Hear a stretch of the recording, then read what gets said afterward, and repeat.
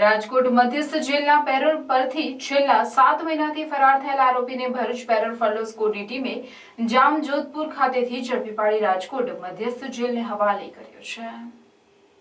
રાજકોટની મધ્યસ્થ જેલમાં ઘનશ્યામ ઉર્ફે રાજુ ચંદુભાઈ ચરોતરાને એપીકો કલમ 307 મુજબના ગુનાના કામે કોર્ટ દ્વારા 10 વર્ષની સજા સંભળાવી હતી। જે કામે રાજકોટ મધ્યસ્થ જેલ ખાતે સજા ભોગવી રહેલો હતો તે દરમિયાન તેને દિન 14ની પેરોલ રજા મળી હતી, પરંતુ તેની 14 દિવસની રજા પૂર્ણ થઈ ગઈ હોવા છતાંય તે આરોપી રાજકોટ મધ્યસ્થ જેલ ખાતે હાજર નહીં થઈને છેલ્લા 7 મહિનાથી પેરોલ રજા પરથી નાસ્તો ફરતો હતો।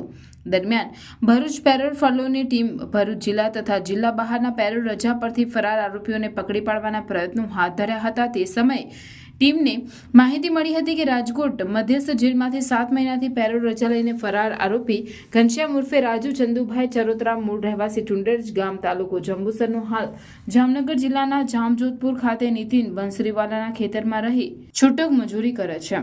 આ માહિતી મળતા જ ભરૂચ પેરોલ ફલો સ્કોડની ટીમે પેરોલ રજા પરથી ફરાર પેરોલ જમ્પ આરોપી ઘનશ્યામ ઉર્ફે રાજુ ચંદુભાઈ ચરોતરાને પકડવા જામનગર જિલ્લાના જામજોધપુર ખાતે પહોંચ્યા હતા, જ્યાં તેને માહિતીવાળા સ્થળેથી ઝડપી પાડ્યો હતો। તેની સામે કાયદેસરની કાર્યવાહી કરીને રાજકોટ મધ્યસ્થ જેલ ખાતે સોંપવામાં આવ્યો છે।